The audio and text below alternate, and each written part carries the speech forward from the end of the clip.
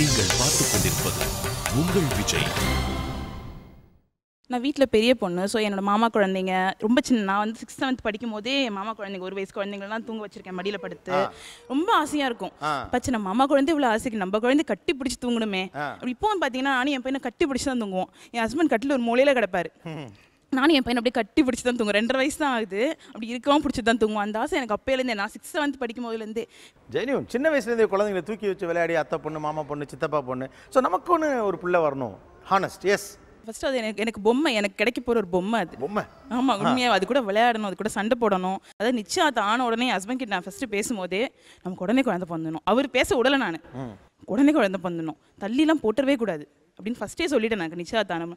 அதுக்கு முன்னாடி அது சின்ன வயசில் குழந்தைங்களாம் பார்த்து ஐயோ என் பொம்மை, என் குழந்தை, எனக்கு மட்டும்தான் அது, நான் கொஞ்சணும் அது. அப்படி மற்றவங்க இப்போது மற்ற மாமா குழந்தைய கொஞ்சலாம், எல்லா குழந்தையும் கொஞ்சலாம், அதுக்கு நமக்கு ஒரு லிமிட் இருக்குது. அந்த குழந்தைய எல்லா உரிமையும் நமக்கு கிடைக்காது அப்படி இருக்கும்போது. ஆனால் என் குழந்தைனா என்ன வேணாலும் நான் பண்ணுவேன், நான் கொஞ்சம் என்ன நசுக்குவம் போட்டு அப்படி கொஞ்சம் அவ்வளோ ஒரு பாசத்தை காமிக்க முடியும் என்னால், அவ்வளோ ஆசை. இதுதான் இந்த இரண்டு உலகம். ஒரு பக்கம் கல்யாணத்துக்கு அப்புறம் குழந்தைய தள்ளிலாம் போடக்கூடாது அப்படின்னு சொல்றவங்களுக்கான சில காரணங்களும், ஏன் தள்ளி போடணுங்கிறதுக்கான சில காரணங்களும் இருக்கு. இப்போ இந்த பக்கம் உங்களுடைய நியாயமான காரணம் என்ன? இந்த ஒரு நியாயமான காரணம், அதனால தான் நான் தள்ளி போடுறேன். Okay, he is eldest in the family in our case, and I am the elder daughter. There was not much financial background. ரெண்டு பேருமே வந்து ரொம்ப ஒரு சாதாரண ஒரு middle class family and brought up only by the mothers. அந்த மாதிரி ஒரு கேட்டகரியில இருந்து தான் வந்தோம். So what we really thought is financially கண்டிப்பாக செட்டில் ஆகணும் அப்படிங்கிற ஒரு thought process was there in the mind. ஒரு ஸ்ட்ராங் கோர் தாட் இருந்தது. ஃபைனான்ஷியலாக ஒரு வருஷம் நம்ம செட்டில் ஆகிடணும் அப்படிங்கிற ஒரு தாட் இருந்துச்சு. ஃபினான்ஷியல்ன்றது வந்து எப்பயுமே ஒரு குழந்தை பிறந்தா ஒரு ஃபேமிலிக்கே செலவு எப்பயுமே இருக்கும் சார். ஸோ ரொம்ப எக்ஸ்ட்ரீம் கேசஸ் பற்றி பேசல, ஒரு நார்மல் மிடில் கிளாஸ்லேயே எப்பயுமே ஃபினான்ஷியல் ப்ராப்ளம்ஸ் இருந்துகிட்டே தான் இருக்கும். இன்னொன்று கல்யாணம் ஆகி புதுசாக வரும்போது தெல் பி நிறைய ஸ்ட்ரகிள்ஸ் இருக்கும். புதுசாக ஒரு வீட்டுக்கு போய் செட்டில் ஆகணும். ஸோ என்னை பொறுத்த வரைக்கும் இது எல்லாத்தையுமே ஒரே ஸ்ட்ரெச்சில் முடிச்சா ஒரு 5 years கழிச்சு அந்த குழந்தையோட சேர்த்து ஒரு ஹாப்பியர் லைஃபை இது பண்ண முடியும். இல்லைனா every stage there will be a break. இல்லை, இது practically it is not possible.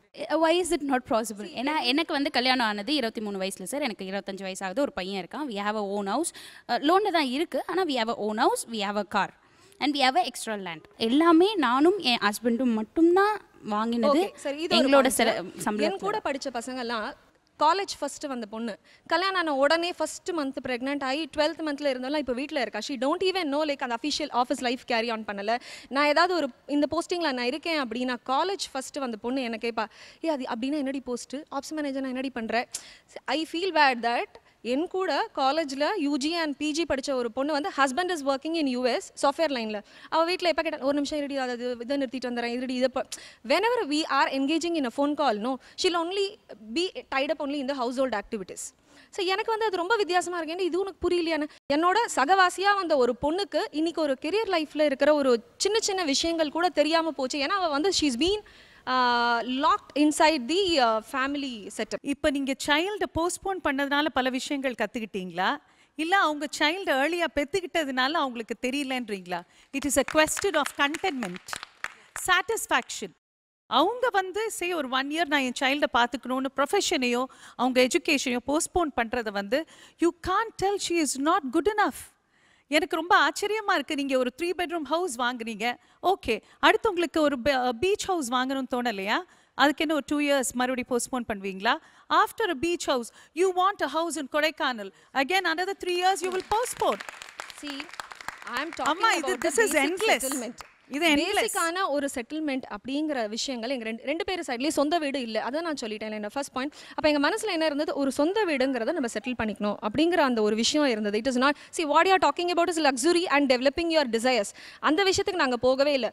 பேசிக்கலான இது ஒரு என்ன சொல்கிறது, basic needs, covering your basic needs, அதை முடிச்சிட்டோம் அப்படின்னு சொல்லும்போது வி ஃபீல் மென்டலி ரிலாக்ஸ்ட்.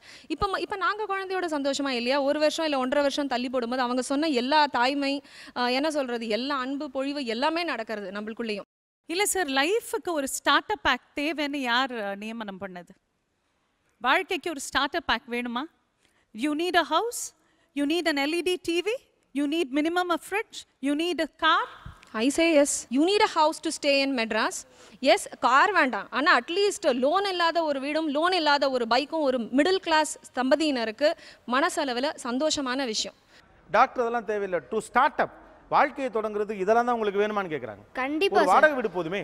இல்ல வாடகை வீடு இருந்தாலும் வாழ முடியும். ஆனால் இன்னைக்கு நான் ஒரு வீடு வாங்கணும் அப்படின்னு நினைக்கும் போது எனக்கு ஒரு கமிட்மெண்ட் இருக்கிறனால தான் எனக்கு I have to spend my time to with my child அப்படின்ற நிலைமைக்கு நான் வரேன்.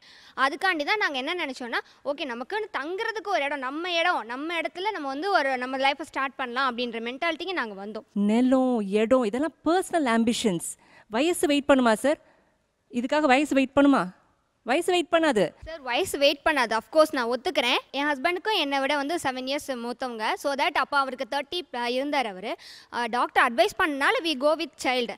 ஆனால் இன்னைக்கு இப்போ ப்ரெசென்ட்டாக 3 yearsக்கு அப்புறம் இப்போ நாங்கள் ஃபீல் பண்ணுறோம். ஏன் அப்படின்னு ஒரு நிமிஷம் ஏன் அப்படின்னு சொல்கிறேன், அந்த ரீசனையும் சொல்லிடுறேன். இன்றைக்கும் நான் வீட்டில் தான் இருக்கேன். ஏன்னா என் குழந்தைய பார்த்துக்க ஆள் இல்லை. இந்நேரம் என் குழந்தைய பார்த்துக்க முடிஞ்சிருந்ததுன்னா நானும் ஏர்ன் பண்ணியிருந்திருப்பேன், நாங்களும் வீடு வாங்கியிருந்திருப்போம். இதை நாங்கள் முன்னையே யோசிச்சிருந்தோன்னா அப்போ வீடு வாங்கிட்டே பிள்ளை பெற்றிருப்போம்ல. இதெல்லாம் எனக்கும் இருந்தது சார். ஆம்பிஷன் நான் ஒத்துக்கிறேன். I agree with all the people there sir. I hate the same ambition. இதெல்லாம் நிறைவேறிட்டு பண்ணிக்கலாம் அப்படின்னு முடிவு பண்ணிட்டேன். பண்ணிக்கலாம்னு முடிவு பண்ணிட்டோம். கல்யாணம் பண்ணணும் அப்படின்னா குழந்தை உடனே வேணும். என் ஃப்ரெண்ட்ஸ் குழந்தை எல்லாம் வந்து 8 வயசு 9 வயசு இருக்கும்போது இன்னும் எனக்கு குழந்தை இல்லை, ஒரு வெறுமை இருக்குது. நிறைய இன்ஜெக்ஷன்ஸ் போட்டு பிறந்த குழந்தை தான் என்னோட குழந்தை. ஓகே, அதோட பெயின் எனக்கு மட்டும்தான் தெரியும். வீடு வாங்கின பிறகோ அல்லது நிலம் வாங்கின பிறகோ தான் நான் குழந்தை பெற்றுக்குவேன்னு சொல்றதை நீங்க எப்படி பாக்குறீங்க? அதுக்கு மட்டும் போய் சொல்லிட்டா பெட்டர். சரியில்லை சார், சரியில்லை. அப்படி பார்த்தா இங்கே நிறைய பேர் வந்து வாழவே முடியாது. நிறைய பேர் ரெண்டட் ஹவுஸில் தான் இருக்காங்க. சைக்கிளில் வந்து போகிறவங்க இருக்காங்க, பைக்கில் குழந்தைங்க 2 குழந்தைங்கள பைக்கில் வச்சுட்டு போகிறவங்களும் இருக்காங்க. நிலம் வாங்கினதுக்கு அப்புறமா தான் வாங்குவேன் அப்படின்னா பாதி பேருக்கு கல்யாணமே ஆகாது. அதாவது வீடு வாங்கிட்டு தான் பண்ணணும்னு சொல்கிறாங்க இல்லையா? இப்போ யாருமே வந்து மொத்த கேஷ் கொடுத்து வீடு வாங்குறது இல்லைங்க. 10ல் 2 பேர் தான் மொத்த கேஷ் கொடுத்து வீடு வாங்குவாங்க. இஎம்ஐ கட்டி தான் ஆகணும். 15 வருஷத்துக்கு இஎம்ஐ கட்டி தான் ஆகணும். அது நீங்கள் இன்றைக்கி குழந்தை பிறந்தாலும் சரி, 2 வருஷம் கழிச்சு குழந்தை பிறந்தாலும் சரி, இஎம்ஐன்னு ஒன்று நீங்கள் கட்டிகிட்டே தான் இருப்பீங்க உங்கள் லைஃப்பில். சரி, என்ன மேற்கொண்டு குழந்தை பிறந்தோன்னா 10,000 மாதம் எக்ஸ்ட்ரா ஆகும். அது நான் வந்து upper middle class lower middle கிளாஸ்ன்னு பேச வரல. யாராக இருந்தாலும் மொத்த காசு கொடுத்து வீடு வாங்குறீங்கன்னா நீங்கள் உங்களுக்கு ஃபினான்ஸ் ப்ராப்ளம் இல்லைன்னு அர்த்தம். கரெக்டா? மொத்த காசு கொடுத்து வீடு வாங்கினா நீ பணக்காரையா? மெட்ராஸ்ல இருக்க எவனுமே வந்து மொத்த காசு கொடுத்து வீடு வாங்கினா அவன் பணக்காரன். நீங்க இஎம்ஐ பிரஷரை ஏத்துக்க ரெடியா இருக்கீங்க, ஆனா ஒரு குழந்தையை இப்படி பிரஷரா பாக்குறீங்கன்னு கேக்குறேன். இஎம்ஐ அடைக்கிறது ஈஸியான வேலையா சார்? 2 பேரும் வேலைக்கு போகாம எப்படி இஎம்ஐ அடைப்பாங்க? இஎம்ஐ ஓகே, கடன் வாங்கி தான் வீடு வாங்குறோம். அந்த கடன் அடைக்கிறதுக்கு 2 பேரும் வேலைக்கு போனா தானே முடியும். கல்யாணம் ஆனவனே குழந்தைய பெற்றுக்கணும்னு நினைச்சோன்னா morning sickness and other problems. EMI வந்து நீங்க ஒரே வருஷத்துல முடிச்சிட போறீங்களா இல்ல 5 வருஷத்துல இல்லமா? 25 years ஆது மினிமம் ஹவுசிங் லோன் கொடுக்கறான். அந்த 25 years நீங்க போஸ்ட்போன் பண்ணிட்டே இருப்பீங்களா? salary increase will happen proportionately. முதல்ல if you fund significantly வர வரைக்கும் உங்க வயசு உங்களுக்கு வெயிட் பண்ணுமா? குழந்தைக்காக நீங்க இத கூட தியாகம் பண்ண மாட்டீங்களான்னு கேட்டாங்க. குழந்தை நமக்காக தியாகம் பண்ணணுமா? இப்பவே அது பிறந்து உலகமே தெரிஞ்சுக்க முடியாத நிலைமையில அது நமக்காக எல்லாத்தையும் தியாகம் பண்ணணுமா? இல்லை, குழந்தை நமக்காக தியாகம் பண்ணணும்னு நான் சொல்ல வரல. யாராக இருந்தாலும் நம்ம குழந்தை நல்லா இருக்கணும் அப்படின்னு நினைப்பாங்க. சீக்கிரம் குழந்தை பார்த்துக்கிறவங்க பரவாயில்ல, நம்ம குழந்தை ரோட்டில் நிற்கிடும் அப்படின்னு நினைக்க மாட்டாங்க. 25 வயசு வரைக்கும் சம்பாதிக்காது. நீங்கள் 26 27 சம்பாதிச்சிருவீங்களா? ஒரு வருஷத்தில் சம்பாதிக்க முடியுமா? ரியாலிட்டி பேசுங்க. அவங்க சிச்சுவேஷன் சொல்கிறாங்க, நீங்கள் பதில் சொல்ல முடியுமான்னு பாருங்க. இதே மாதிரி தான் நாங்களும் வீடு வாங்கணும், ஃபினான்ஷியலி செட்டில் ஆகணும்னு 1 year போஸ்ட்போன் பண்ணோம் சார். போஸ்ட்போன் பண்ணிவிட்டு 1 yearக்கு அப்புறம் வந்து கன்சீவ் ஆகலை. அப்புறம் டாக்டர்கிட்ட போனால் இது வந்து உங்களுக்கு வந்து ட்ரீட்மெண்ட் கொடுக்கணும், பாலிசிஸ்டிக் ஓவரிஸ் இருக்குது, அப்படி நிறைய பிரச்சனைகளை சொல்லிட்டாங்க. அந்த 3 years நான் பட்ட கஷ்டம் எனக்கு மட்டும்தான் தெரியும். குழந்தை ஒன்று தான் சார் நம்ம வாழ்க்கைக்கு வந்து அர்த்தமே. அந்த குழந்தை ஒன்று தான். நீங்கள் வீடு எத்தனை வயசில் வேணாலும் வாங்கலாம். 50 வயசில் நீங்கள் வீடு வாங்கலாம், ஆனால் 50 வயசில் உங்களால் குழந்தை பெற்றுக்க முடியாது. வேற என்ன ரீசன்? கல்யாணம் ஆகும்போது எங்களுக்கு எங்கள் ஹஸ்பண்டோட சேலரி மட்டும் தான் நான் நம்பி வந்தேன். 5000 ரூபாய் சேலரி. அதில் எனக்கு பார்த்துக்கிறதுக்கு யாரும் ஆள் கிடையாது, என் குழந்தைய பார்த்துக்கிறதுக்கு. நான் அதுக்கப்புறமும் நானும் வேலைக்கு போயிட்டு, என் ஹஸ்பண்டும் வேலைக்கு போயிட்டு, அதுக்கப்புறமா நாங்கள் வீடு வாங்கி இப்போ அந்த வீடு வந்து SAS இல்லம் அப்படிங்கிற இவ பேரில் போட்டு வந்திருக்கோம் சார். SA சாகித்யா. வீடு வேணும்னு ஆசைப்படலை, குழந்தை தான் வேணும்னு ஆசைப்பட்டோம். இப்போ அந்த குழந்தைக்கு என் குழந்தைக்கு என்ன பெரிய டிஃபரன்ஸ் இல்லையே. இப்போ it's a matter of she could be doing 3rd standard and she is doing 1st standard. What is the big difference a matter of 1 year or 2 years is going to make?